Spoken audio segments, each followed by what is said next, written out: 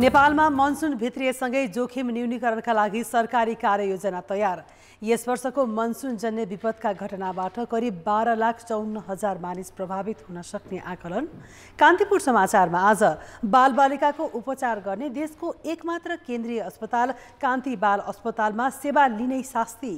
राष्ट्र बैंकले महँगी नियन्त्रणलाई प्राथमिकतामा राखेर मौद्रिक नीति तर्जुमा गर्दै अन्तर्राष्ट्रियमा ग्रिसको डुङ्गा दुर्घटनामा हराइरहेका सयौंको खोजी जारी र खेलकुदमा विश्व फुटबलको सर्वोच्च निकाय फिफाको रङ्गभेद विरोधी समितिको नेतृत्व रियल मैड्रिडका भेनिसियस जुनियरले गर्ने। नमस्कार, अब मुख्य समाचार। 6वटा प्रदेश सरकारको बजेट आज।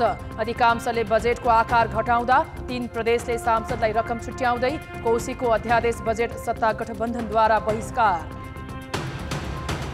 प्रस्तावित प्रधान न्यायाधीश कार्कीले सुनवाई समितिमा उठेका प्रश्नको आज जवाफ दिँदै थुनछेक बहस सकिएपछि नक्कली शरणार्थी प्रकरणमा आजै सरकारी वकिलको प्रतिउत्तर। आत्मनिर्भर बन्ने नारा कागजमै सीमित हुँदा भारतबाट मात्रै 40% तरकारी आयात। महँगी नियन्त्रणलाई प्राथमिकतामा राखेर मौद्रिक नीति ल्याउने राष्ट्र बैंकको तयारी।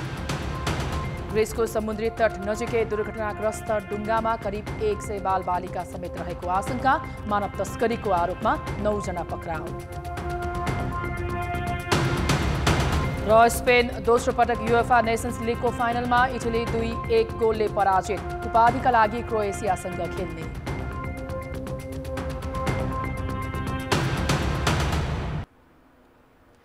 कोशी प्रदेश बाहेकका बाँकी 6वटा प्रदेशले आज आर्थिक वर्ष 2080-81 को बजेट ल्याउँदैछन्।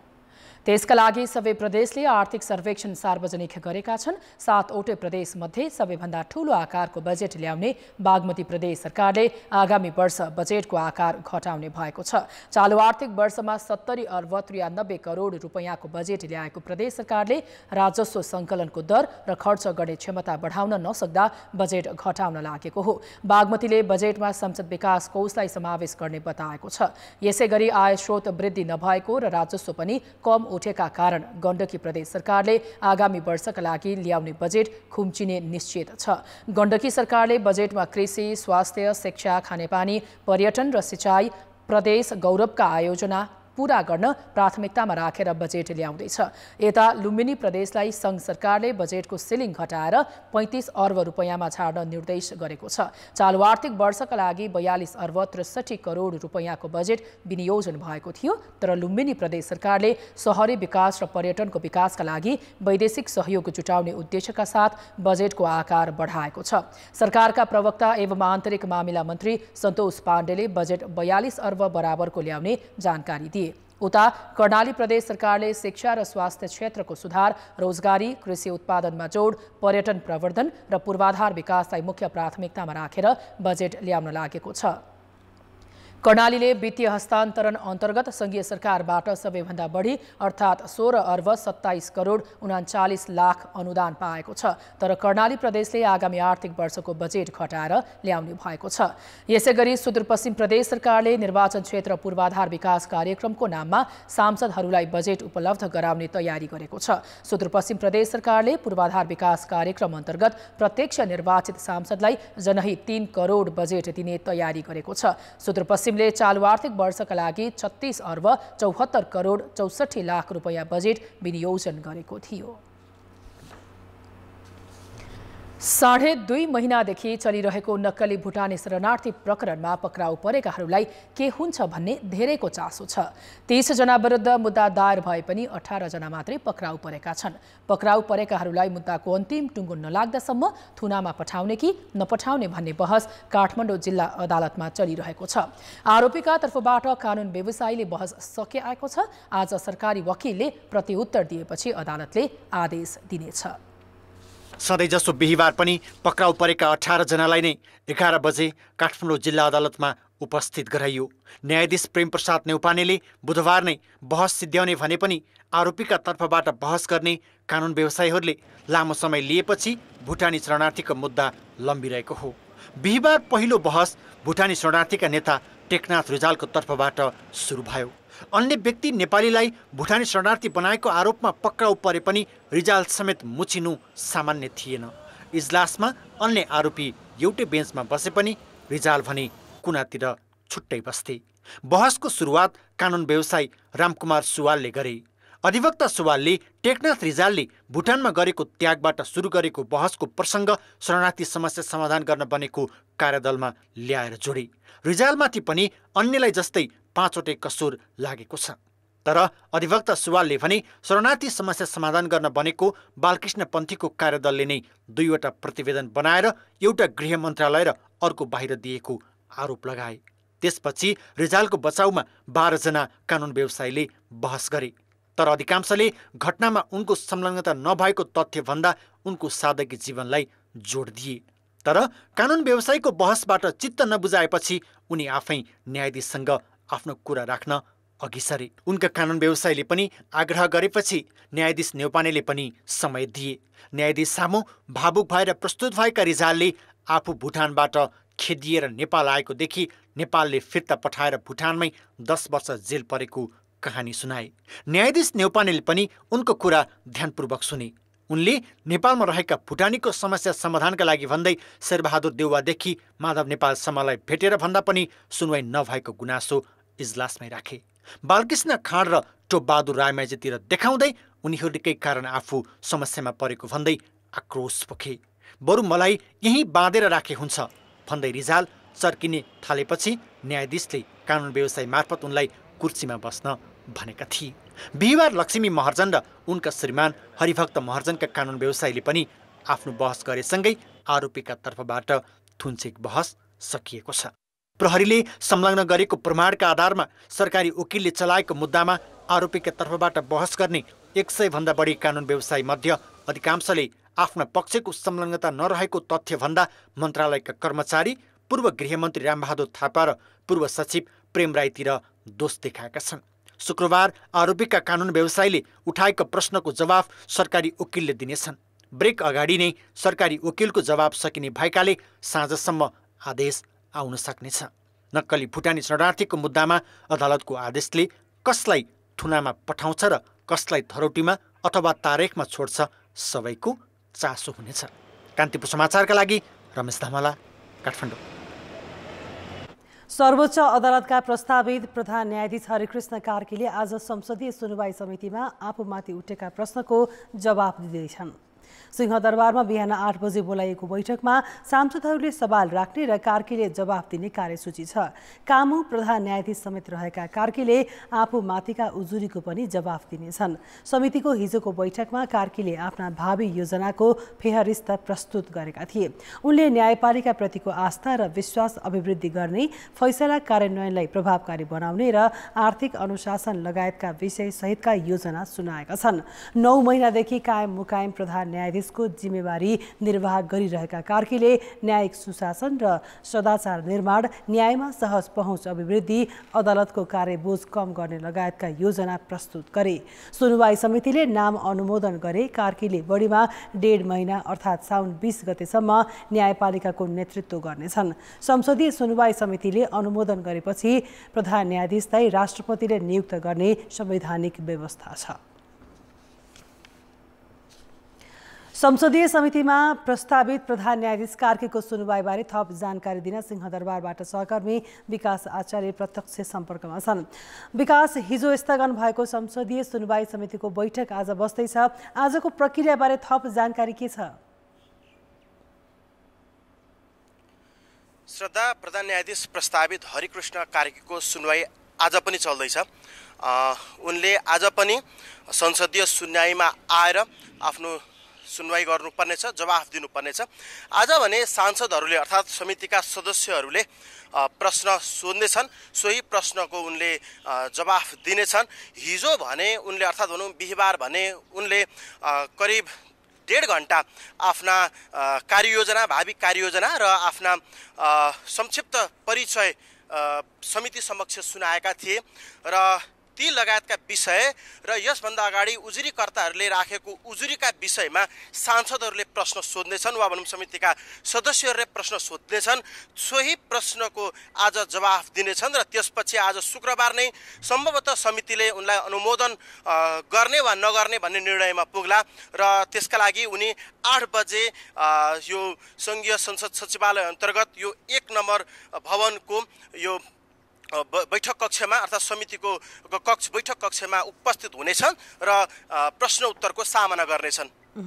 विकास, समितिमा सवाल जवाब सकिएपछि आजै अनुमोदन गर्ने सम्भावना कतिको छ अथवा यसपछि अब के हुन सक्छ? हामीले हिजो पनि समितिका केही सदस्यहरूसँग कुरा गर्यौं। उनीहरूको के छ भने सम्भवतः आज नै उनलाई अनुमोदन गर्ने वा नगर्ने भन्ने निर्णयमा पुग्ने लगभग कार्यसूची तय छ। त्यो भयो भने उनी आज यदि यहाँबाट अनुमोदन भयो भने र यो समितिले संवैधानिक परिषदलाई सिफारिस गर्नेछ र संवैधानिक परिषदले राष्ट्रपति समक्ष सिफारिसपछि राष्ट्रपतिले उनलाई आगामी प्रधान न्यायाधीशका लागि नियुक्त गर्नेछन् र त्यसपछि शपथका कुराहरू अगाडि बढ्नेछन्। तर त्यसका लागि भने उनले प्रश्न उत्तरको सामना पछि मात्रै समितिले आज निर्णयमा पुग्नेछ वा निर्णय गर्नेछ। योभन्दा अगाडिका इतिहासमा त्यस्ता बिरलै घटनाहरू छन् जो यो समितिमा आएर अथवा संसदीय सुनवाईमा आएर प्रस्तावित प्रधान न्यायाधीशहरू सिफारिसमा अड्किएका त्यस्ता एकजना मात्रै त्यस्ता प्रस्तावित प्रधान न्यायाधीश छन्। त्यसो हुँदा उनी पनि सहज रूपमा यो समितिबाट अगाडि बढ्ने सक्ने सम्भावना भने आकलन गर्न सकिन्छ। धन्यवाद विकास। उनी थिए सिंहदरबारबाट सहकर्मी विकास आचार्य। संसदीय सुनवाई विशेष समितिको बैठक आज बस्दैछ, यसबारेमा जानकारी दिँदै समाचार अझै बाँकी छन्। नेपालमा मनसुन भित्रिएसँगै मनसुनजन्य विपदबाट हुन सक्ने क्षतिको आकलनसहित जोखिम न्यूनीकरणका लागि सरकारले कार्ययोजना तयार पारेको छ। राष्ट्रिय विपद जोखिम न्यूनीकरण तथा व्यवस्थापन प्राधिकरणले तयार पारेको कार्ययोजनामा यस वर्षको मनसुनजन्य विपदका घटनाबाट करिब 12,54,000 मानिस प्रभावित हुन सक्ने आकलन गरिएको छ। प्राधिकरणले 20 जिल्लालाई पहिरोको उच्च जोखिम र 22 जिल्लालाई बारम्बार बाढीको जोखिम हुने जिल्लामा राखेको छ। त्यस्तै 20 पालिकालाई मनसुनजन्य विपदको उच्च जोखिमको सूचीमा राखिएको छ। सम्भावित जोखिमका आधारमा प्रभावकारी प्रतिकार्य तथा राहत व्यवस्थापन एवं वितरणका लागि सुरक्षा संयन्त्र सहित सबै निकायलाई तयारी अवस्थामा राखिएको प्राधिकरणले जनाएको छ। हामीले गएको वर्ष पनि थुप्रै सामग्रीहरू हामीले किन्यौँ। त्यो सामग्रीहरू हामीले उच्च खालका जोखिमका जिल्लाहरूमा पालिकाहरूमा त्यहाँहरू हामीले प्रिपोजिसनिङ गरिसकेका छौँ। त्यो सँगसँगै हामीहरूले हरेक यो जिल्लामा प्रदेशहरूमा चाहिँ यसको गोदामहरू छन्, प्रादेशिक गोदामहरू जिल्लामा गोदामहरू छ। त्यो गोदामहरूमा चाहिँ यस्तो राहत उद्धारका सामग्रीहरू त्यसमा अहिले स्टक पाइल राख्ने, त्यो सामग्रीहरू के कति छन् भन्ने कुराको त्यसको लगत पहिले अहिले हेर्ने, नपुग सामग्रीहरू थप किन्ने। पूर्व सूचना तथा पूर्व कार्यका लागि देशका 34 स्थानमा स्मार्ट साइरन जडान, उद्धारका लागि काठमाडौँ उपत्यकासहित 7 प्रदेशमा एम्बुलेन्सको व्यवस्था गरिएको प्राधिकरणको भनाइ छ। जल तथा मौसम विज्ञान विभागले यस वर्ष सरदरभन्दा कम पानी पर्ने अनुमान गरे पनि मनसुनजन्य विपदका घटना भने हुन सक्ने विज्ञको भनाइ छ। यसका प्रमुख नदीहरूमा चाहिँ 3 दिनसम्मको अवस्था के हुन्छ? सामान्य हुने भएमा हरियो, अब त्योभन्दा अलिकति बढ्ने भएमा पहेँलो र अझै सर्टेन तहभन्दा माथि जाने भएमा सुन्तला र एकदम खतरा हुने भएमा रातो हुने गरेर चाहिँ हामीले बाढी चाहिँ पूर्वानुमान गरेर सम्बन्धित सरकारवालाहरूलाई चाहिँ पठाउने गर्छौँ। सङ्घ, प्रदेश र जिल्ला विपद व्यवस्थापन कोषमा 6,12,95,हजार रुपैयाँ मौजदात रहेको प्राधिकरणले जनाएको छ।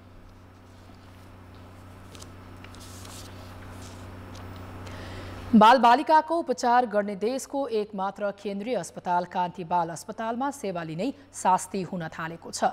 61 वर्ष पुरानो 330 शैय्याको यो अस्पताल देशैभरका बालबालिकाको उपचारको केन्द्र मानिन्छ। तर अस्पतालको व्यवस्थापकीय कमजोरीका कारण उपचारका लागि आउने बालबालिका शास्ति भोग्न बाध्य छन्। काठमाडौँको कान्ति बाल अस्पताल देशको एकमात्र केन्द्रीय बाल अस्पताल हो। यो अस्पतालमा उपचार गराउन देशैभरका बालबालिकालाई पुर्याउने गरिन्छ। त्यही कारण अस्पतालमा भिड नै लाग्ने गरेको छ। एकैपटक धेरै मानिस पुग्दा सेवा पाउन समेत सकस छ। अब टिकट काट्न नि लाइन बस्नुपर्ने, अब बस्ने ठाउँ पनि छैन। अब अलिकति हेर्दाखेरि अब अलि बिरामीहरू देख्यो भने अगाडि नै यसो सहयोग गर्ने खालको मान्छे चाहिँ यहाँ हुनुहुन्न त्यो पनि। अस्पतालमा पछिल्ला 2 साता यता दैनिक 900 सम्म बिरामी पुग्ने गरेका छन्। तर अस्पतालले न बिरामीका लागि बस्ने राम्रो व्यवस्था गर्न सकेको छ न त उपचार नै छिटो छरितो छ। बालबालिका लिएर पुगेकाहरू चिसो भुइँमा बस्न बाध्य छन्। बस्ने ठाउँ पनि छैन, बाहिरै उभिएर बस्नुपर्ने अवस्था छ हाम्रो। अब यहाँ अहिले मैले चाहिँ यो सिटी स्क्यानको लागि चाहिँ तपाईँको त्यहाँ गर्न खोज्दाखेरि त्यहाँ मेसिन बिग्रेको छ भनेर मलाई लगभग 2 घन्टा जति होल्ड गर्नुभयो। अनि अहिले चाहिँ गर्नु भएको छ उहाँहरूले। अस्पताल प्रशासन भने पुरानो भवनका कारण समस्या आएको तर्क गर्छ। अस्पतालको नयाँ भवन बनाउन भवन विभागको सहयोगमा डिपिआर समेत तयार भएको छ। भवनको अनुमानित लागत 9 अर्ब 30 करोड निर्धारण गरिए पनि सरकारले बजेट दिएको छैन। ओपिडी ब्लक चाहिँ अब 30 वर्ष अगाडि बनाएको छ र साउरो त्यतिखेरको जनसङ्ख्यालाई थ्याक्ने गरेर बनेको थियो र अहिले चाहिँ जनसङ्ख्या पनि एक त बढेको छ, अर्को चाहिँ बाहिरबाट रिफर गर्ने टेन्डेन्सी बढी बढेको छ। ठुलो अस्पताल भएकोले एक मात्र केन्द्रीय बाल अस्पताल हो, त्यसले गर्दा चाहिँ बिरामी एकै ठाउँमा एउटै ब्लकमा थुप्रिएर बसेको चाहिँ देखिन्छ। ओपिडी टाइममा चाहिँ क्वालिटी अफ सर्भिस दिनलाई हामीले चाहिँ नयाँ भवन बनाउनुपर्छ भनेर हामीले एउटा डिपिआर गरेर 9 अर्ब 30 करोडको लागत एस्टिमेट आएको छ र नेपाल सरकारलाई हामीले पेश पनि गरेका छौँ र यस वर्ष बजेट नभने आगामी वर्षमा पक्कै पनि बहुवर्षीय योजनामा गएर नेपाल सरकारले पक्कै पनि यसलाई कान्ति बाल अस्पताललाई बजेट हाल्न सहयोग गरिन्छ भन्ने मैले आश लिएको छु। त्यसो त अस्पतालले उपकरण समेत पुरानो भइसकेको जनाएको छ। त्यस्ता उपकरण बेला बेला मर्मत गर्नुपर्ने भएकाले सेवा दिन समस्या छ। यो अस्पताललाई सरकारले गत वर्ष करिब 43 करोड दिएकोमा तलब भत्ता लगायतका शीर्षकमा 34 करोड खर्च भएको अस्पतालले जनाएको छ। कोभिडको महामारीपछि अस्पतालले 26 करोड आम्दानी गरेकोमा 20 करोड खर्च भएको छ। स्वास्थ्य मन्त्रालयले भने कान्ति बाल अस्पतालका समस्या समाधानको प्रयास भइरहेको दाबी गरेको छ। अब जाइकाले सपोर्ट गर्छ, हामी जाइकासँग र यो रसियाले पनि सपोर्ट गर्छु भनेको छ, त्यहाँ पनि कुरा भइरहेछ। त्यो हिसाबले आशा गरौँ केही कुराहरू गर्न सकिन्छ होला। यदि सकिएन भने अब त्यहाँबाट उठेको पैसा वा हामीले अन्य केही कुराहरू गरेर त्यहाँ चाहिँ जुन हिसाबको अहिले कुराहरू उठिरहेछ कि स्पेस नभएर नै बिरामीलाई सेवा दिन गाह्रो भएको छ भनेर त्यो चाहिँ मन्त्रालयले थप अनुगमन गरेर त्यसमा कदम चाल्छन्। कुल जनसङ्ख्याको 27.83% बालबालिका छन्। तर केन्द्रीय तहको एउटा मात्र बाल अस्पतालको अवस्था पनि कमजोर हुँदा बालबालिका सहज उपचार पाउनबाट वञ्चित हुने अवस्थामा पुगेका छन्। कान्तिपुर समाचारका लागि क्यामेरामा सुरज खड्काका साथ कृपाल गौतम, काठमाडौँ। अब जनताको आवाज हामीले सातै प्रदेशमा सोधेका छौँ। तपाईँको क्षेत्रमा अस्पतालमा बालबालिकाको उपचारको व्यवस्था कस्तो छ? जनताको गाउँघरतिर चाहिँ होइन, अब बच्चाहरूको लागि चाहिँ उपचार गराउनलाई चाहिँ बच्चाकै लागि भनेर डाक्टर चाहिँ छुट्याइएको हुँदैन। उपचार त अब कुनै मान्छेको त पैसा हुँदैन, कसरी उपचार गर्ने? अहिले चाहिँ हामीले बच्चा रात दिन जति बेला बिरामी हुँदाखेरि पनि हामीले चाहिँ बच्चालाई सिधै जिल्ला हस्पिटलमा लिएर आएर उपचार सजिलोसँग लिन सकेका छौँ। टाइम पनि धेरै बस्नुपर्छ अस्पतालमा हुँदाखेरि, अब कुर्नुपर्छ, टाइम डाक्टरसँग भनेको बेलामा भेटिँदैन। क्लिनिकमा लाँदाखेरि चाहिँ छिटो सजिलो भएकोले गर्दाखेरि धेरै जसो चाहिँ म क्लिनिकमा लान्छु। जुन किसिमले उपचार हुनुपर्ने शिक्षा स्वास्थ्य सत निःशुल्क प्राथमिक उपचार जुन हो त्यो अनुसार पनि हुँदैन। त्यो बालबालिका सम्बन्धी उपचारको लागि खासै त्यस्तो चाहिँ उपयुक्त त्यस्तो केही पनि छैन। बालबालिकाको उपचारको लागि बढी मात्रामा भारततिर जाने गरेका छन्। सरकारी हस्पिटलमा भनेको अब त्यही हो, तपाईँहरूले थाहा छ, त्यति राम्रो किसिम हुँदैन। अब हाम्रो धौलागिरी हस्पिटल बागलुङमा त्यसमा अहिले धेरै पहिला केही थिएन, अहिले सुविधा साधनहरू होइन सबै आएका छन्। हस्पिटलबाट चाहिँ घुम्ती सेवा सुचारू भइराखेको छ। गाउँतिरको स्थिति हेरेर त्यति चुस्त छ जस्तो लागेन। उपचारको अवस्था राम्रै छ, जन्मिने बित्तिकै बच्चा कति किलो छ भनेर वेट लिनुहुन्छ। बालबालिकाको उपचार हस्पिटलहरूमा राम्रै भएका छन्। राम्रै छ, बच्चाहरूको लागि सुविधा सम्पन्न छ। हाम्रो बर्दिया जिल्ला अस्पतालमा बालबालिकाको उपचारको अवस्था राम्रो छ। बाल विशेष डाक्टर एकजना हुनुहुन्छ, अरू डाक्टर थप गरेपछि राम्रो हुन्थ्यो होला।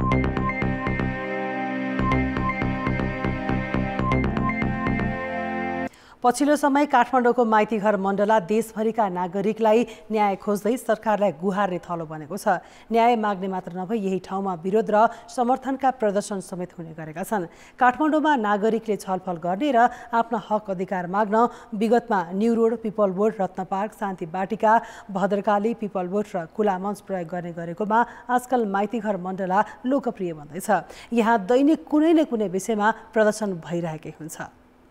2057 साल अघिसम्म माइती घरको यो सानो क्षेत्रमा घरै घर थिए। काठमाडौँ महानगरपालिकाका तत्कालीन प्रमुख केशव स्थापितले 11औं सार्क सम्मेलनका बेला त्यहाँका 22 घर भत्काएर सुन्दर मण्डलाको रूप दिए। अहिले यही स्थान नागरिकको आवाज पोख्ने थलो बनेको छ। मुलुककै प्रमुख प्रशासकीय केन्द्र सिंहदरबार, सर्वोच्च अदालत सहितका केन्द्रीय निकायका साथै शासन सम्हाल्नेहरूको दिनहुँ आउजाउ गर्ने ठाउँ भएकाले न्याय पाउने आशामा आजकाल धेरैले आन्दोलनका लागि यही ठाउँ रोज्ने गरेका छन्। न्यायालय, व्यवस्थापिका र कार्यपालिकाको चाहिँ केन्द्रबिन्दु यस माइतीघर मण्डलामा हामीले उहाँहरूलाई नै राज्य सञ्चालक र उहाँहरूबाट गरेका गतिविधिका विरुद्धमा उहाँहरूलाई सुनाउन, जनतालाई सूचित गर्न हामीले यो ठाउँ रोजेका हौँ। धेरैजनाले न्याय पाएको भएर यहीँबाट माइतीघर मण्डलाबाट सुरु गर्ने हो। यति माइतीघर मण्डलामा भएन भने चाहिँ हामी सिंहदरबार, बालुवाटार अनि हाम्रो जहाँ जहाँ हामी पीडित छौँ नि त्यहीँ जाने हो। जिल्लामा गएर हामीले हक पाएनौँ। अब एउटा ठाउँमा आएर आफ्नो हक त माग्न पर्यो नि है। अब हामी आफ्नो सिडिओमा, आफ्नो वडा अध्यक्षमा आफ्नो वडा कार्यालयमा गएर कति हक माग्यौँ, कति 4 वर्षसम्म गिडगिडायो, हामीलाई कसैले हक दिएन। अब आफ्नो अन्तिम रास्ता भनेको चाहिँ यहीँ आउन पर्यो। अहिले पनि माइती घर मण्डलामा सहकारी पीडित र नागरिकता विहीनले धरना र प्रदर्शन गरिरहेका छन्।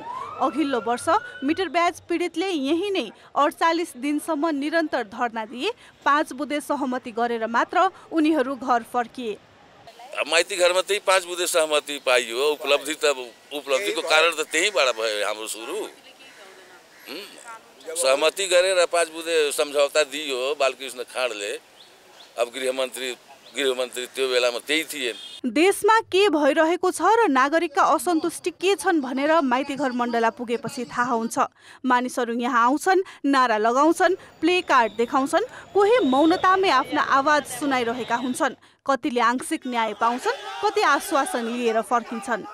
विशेष गरिकन यो सरकारले निषेधित क्षेत्र घोषित गरेको क्षेत्रलाई चाहिँ नागरिककै आफ्नै दलबल अथवा आफ्नै एउटा आन्दोलनले त्यो क्षेत्रलाई चाहिँ फेरि नागरिकहरूकै विरोध प्रदर्शन गर्ने क्षेत्र स्थापित भएको कारणले गर्दाखेरि पनि यो चाहिँ बढी पपुलर भएको हो।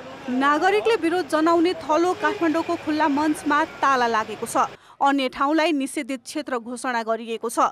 यस्तोमा माइतीघर मण्डला न्याय माग्ने र आवाज सुनाउने साझा थलोका रूपमा स्थापित भएको छ। कान्तिपुर समाचारका लागि क्यामेरामा मुरारी घिम्रेका साथ सृजना बास्तोला, काठमाडौँ। जुवा खेलाउने अवैध एप्सको प्रयोग गरेको आरोपमा प्रहरीले विभिन्न हास्य टेलिसिरियलका 8 जना सञ्चालक तथा कलाकारलाई पक्राउ गरेको छ। उपत्यका अपराध अनुसन्धान कार्यालयले नेपालमा प्रतिबन्धित 1xbet नामको जुवा खेलाउने एप्समा आफ्नो टेलिसिरियलको विज्ञापन गरेर कमिसन लिएको आरोपमा उनीहरूलाई पक्राउ गरेको हो। राजु मास्टर भनिने राजु पौडेलले सञ्चालन गरेको मास्टर टिभी, बल्छी ध्रुवे भनिने मरिचमान श्रेष्ठद्वारा सञ्चालित हल्का रमाइलो र भटभटे भनिने बेगम नेपालीले चलाएको गाह्रो छ नामका टेलिसिरियलमा जुवा खेलाउन प्रयोग हुने 1xbet को विज्ञापन गरेर रकम असुल गरेको प्रहरीले जनाएको छ। यस्तै म्याकुरी भनेर चिनिने Pawan Khatiwada the PK Venice prank video बनाउने एलिस राई, जलन घर्ती मगरको सोझो फुच्चे भर्सेस हरामी फुच्चे गणेश जिडी भनिने गणेश देवकोटा र ढेडु बुढो भनिने सरोज घिमिरे पनि पक्राउ परेका छन्। उनीहरूले आफ्नो युट्युब च्यानलमा 1xbet को विज्ञापन गराएर लाखौं लिएको खुलेको छ। नेपालमा सट्टेबाजीका लागि 1xbet को प्रयोग हुँदै आएको छ, जुन कानुनले प्रतिबन्ध लगाएको एप्स हो। प्रमोट गर्नुभएको छ, प्रोमोको कोडहरू राख्नुभएको छ। त्यो प्रोमो कोड राखिदिए बापत सबैले 1xbet-बाट कमिसन लिनुभएको छ। त्यो प्राथमिक अनुसन्धानमा सबैले नै कमिसन लिएको देखिन्छ र यो त्यो हिसाबले नै हामीले उहाँहरूलाई कारबाहीको दायरामा लिएर गएका हौँ। प्रहरीले बुधबार मात्रै क्रिप्टोकरेन्सी र 1xbet-मा 74 करोडको जुवा खेलाएको आरोपमा 5 जनालाई पक्राउ गरेको थियो। अवैध जुवा र कारोबारमा कलाकारहरू पनि जोडिएपछि पक्राउ गरेको उपत्यका अपराध अनुसन्धान कार्यालयले जनाएको छ। प्रहरीले पक्राउ परेकाहरूलाई काठमाडौँ जिल्ला अदालतबाट 3 दिनको म्याद थप गरेर अनुसन्धान सुरु गरेको छ। अब जनमत। जनमतमा हाम्रो प्रश्न छ, बढ्दो अवैध डिजिटल वित्तीय कारोबार नियन्त्रण गर्न के गर्नु पर्ला? ए. कानुनमा कडाई, बी. डिजिटल साक्षरता र सी. साइबर सुरक्षा। जनमतको अन्तिम परिणाम आज बेलुकी 8 बजेको कान्तिपुर समाचारमा प्रसारण गर्नेछौँ। कृपया NEWS न्युज स्पेस AB वा C टाइप गरी 34001 मा SMS गरी आफ्नो मत व्यक्त गर्नुहोला। भ्रेकुटी मण्डपमा सुरु हिसान शैक्षिक मेलाको 8औं संस्करण काठमाडौँ महानगरपालिकाले बन्द गराएको छ। शिक्षा मन्त्रालयबाट अनुमति लिई हिजोबाट सुरु भएको कान्तिपुर हिसान शैक्षिक मेला एडुफेयर काठमाडौँ महानगरपालिकाले दिउँसो अचानक रोकेको हो। कक्षा 11 र स्नातक तहमा भर्नाको तयारीमा रहेका विद्यार्थीलाई लक्षित गरेर राजधानीका 75 शिक्षण संस्थाको सहभागितामा कार्यक्रम आयोजना गरिएको थियो। करिब 2 लाख विद्यार्थी तथा अभिभावक आउने अपेक्षासहित सुरु भएको कार्यक्रम पुनः सञ्चालन हुन दिने नदिने बारे महानगरले केही भनेको छैन। त्यसबारे आज थप छलफल गर्ने तयारी छ। SEE तथा कक्षा 12 को नतिजा सार्वजनिक नहुँदै शैक्षिक मेला आयोजना गरिएको भन्दै रोक लगाएको महानगरको शिक्षा विभागले जनाएको छ। शिक्षा मन्त्रालयको शैक्षिक परामर्श शाखाबाट अनुमति तथा जिल्ला प्रशासन कार्यालय काठमाडौँ र काठमाडौँ महानगरपालिकालाई जानकारी दिएर मेला आयोजना गरिएको आयोजकको भनाइ छ। समाचार अझै बाँकी छन्। अर्थ र विकास। दाङका किसानको बन्दागोभी बिक्री नभएपछि बारीमै सुकेको तस्विरले गत साता धेरैको ध्यान खिच्यो।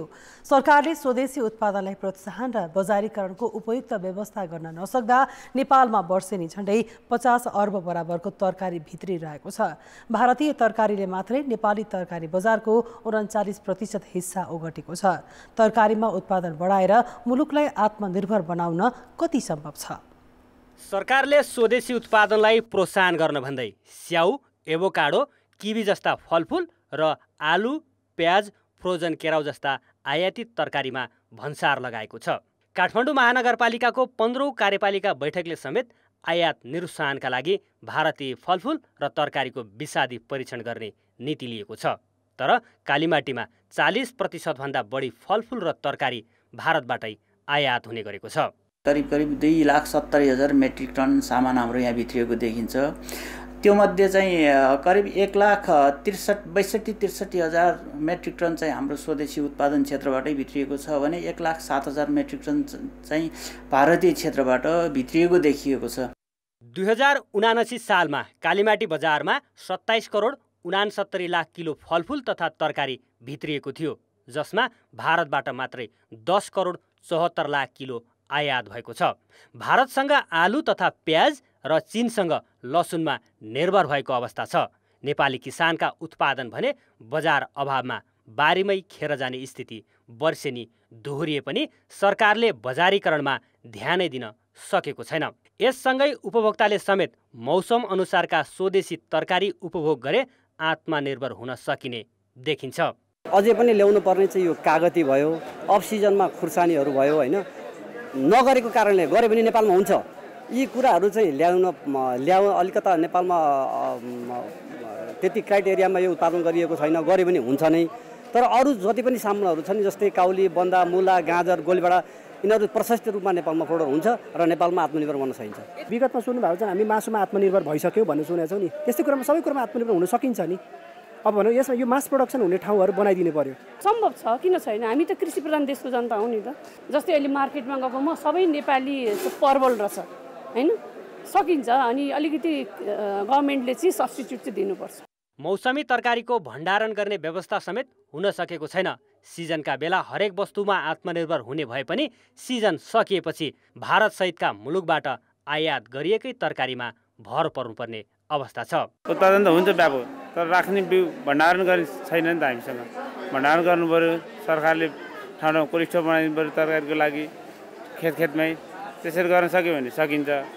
अब 2 महिना आउँछ, वालसाल आउँछ, 5-10 किलो हुन्छ, फेरि इन्डियाकै भर पर्नु परेपछि त भएन। अफ सिजनका चिजहरू हामी पुरै भारतकै भर पर्नुपर्ने छ। विशेष गरी करेला, परवल लगायत अरू चिजहरू चाहिँ तपाईँको भारतकै भर पर्ने अवस्था छ। तर अब खोइ यो प्राविधिक कुरा के मिलिरहेको छैन। अफ सिजन चिजहरू चाहिँ हामी कहाँ चाहिँ त्यति उत्पादन भइरहेको छैन। अफ सिजनको माल छ, त्यही नै मान्छेलाई चाहिँ तपाईँ उपभोग गर्नुपर्ने भन्ने छ क्या। तपाईँको त्यो चाहिँ मान्छेले तपाईँ मानसिकता हटाउनु पऱ्यो क्या सिजन अनुसारको जे तरकारी हुन्छ त्यो चाहिँ तपाईँको चाहिँ आफूले उपभोग गर्ने सिस्टम भयो भने छ नि कहिले पनि यस्तो हुँदैन सर हेर्नुहोस् अहिले नेपाली बजारमा प्याज हाकार भयो भने नेपालीले तपाईँको घरमा प्याज छैन भने 1 किलो ठाउँमा तपाईँले 5 किलो किनेर राख्ने प्रविधि बढ्छ क्या सर। अहिलेको मुख्य समस्या उत्पादन कसरी बजारसम्म पुर्याउने भन्ने नै हो। सिधै बजारको पहुँच नहुँदा र बिचौलियाको भर पर्नुपर्दा किसानले उत्पादनको समेत मूल्य पाउन सकिरहेका छैनन्। सरकारले यस्ता समस्या समाधान गर्दै रासायनिक मल, उन्नत बिउ र सिँचाइको व्यवस्था समेत सहज पार्नुपर्ने देखिन्छ। कान्तिपुर समाचारका लागि क्यामेरामा हेम पर्साईका साथ भरत रावल, काठमाडौँ। नेपाल राष्ट्र ब्याङ्कले महँगी नियन्त्रणलाई मुख्य प्राथमिकतामा राखेर आर्थिक वर्ष 2080-81 मौद्रिक नीति तर्जुमा गर्ने भएको छ। नेपाल व्यवस्था सङ्घले आयोजना गरेको कार्यक्रममा नेपाल राष्ट्र ब्याङ्कका गभर्नर महाप्रसाद अधिकारीले आगामी मौद्रिक नीतिको मुख्य प्राथमिकता महँगी नियन्त्रण हुने बताए। अहिले महँगी 7.41% छ। गभर्नर अधिकारीले कोरोना महामारीका बेलामा पाएको जस्तो छुटको अपेक्षा आगामी मौद्रिक नीतिमा नराख्न समेत व्यवसायीहरूलाई भनेका छन्। व्यवसायले सहजता दिइराख्दा ब्याङ्कलाई पर्ने अप्ठ्यारोलाई एक खालको फर्बिडेन्स मेजरहरू लियौँ, चाहे क्लासिफिकेसन, प्रोभिजनिङ अथवा रिफाइनेन्सिङ, क्वासी फाइनेन्सियल फिस्कल मेजरहरू, यी सबै कुराहरूले चाहिँ समग्र अर्थतन्त्रलाई एक खालको सहजता दिने, थप तरलता सहज गराउने विषयमा केन्द्रित रहेका हुन्। ती विषय सधैँ त्यत्तिकै हुनुपर्छ, त्यस्तै हुनुपर्छ भन्न थाल्यो भने फेरि हामी सही नहुन सक्छौँ। पूर्व अर्थमन्त्री युवराज खतिवडाले भने वैदेशिक मुद्राको सञ्चितमा सुधार आए पनि धेरै लचिलो नीति लिन नहुने सुझाव दिए। उत्पादनमूलक क्षेत्रमा कर्जा बढाउनुपर्ने उनको राय छ। अहिले ब्याङ्कलाई यो वा त्यो कुनै पनि बहानामा क्यापिटल बढाउने गल्ती नगर्नु होला। ओभर क्यापिटलाइजेसनको प्रब्लमले 5 वर्ष हामी यो समस्यामा आइपुगेका छौँ।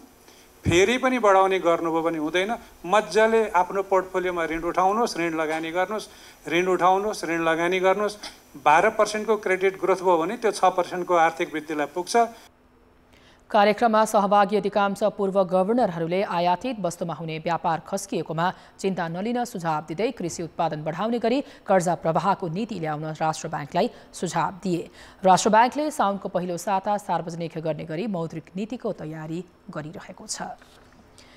4 वर्ष अघि बन्द भएको श्रीराम सुगर मिल लिलाम हुने भएको छ।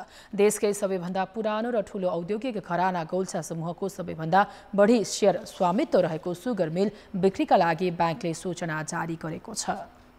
नेपाल ब्याङ्क लिमिटेडले लगानीको सामाबाज गरी 38 करोड 11 हजार रुपैयाँ असुल गर्न भन्दै उद्योग लिलामीको सूचना सार्वजनिक गरेको हो। उद्योग नै लिलाम हुने भएपछि हजारौं साधारण शेयर लगानीकर्ताको 15 करोड रुपैयाँ डुब्ने निश्चित जस्तै छ।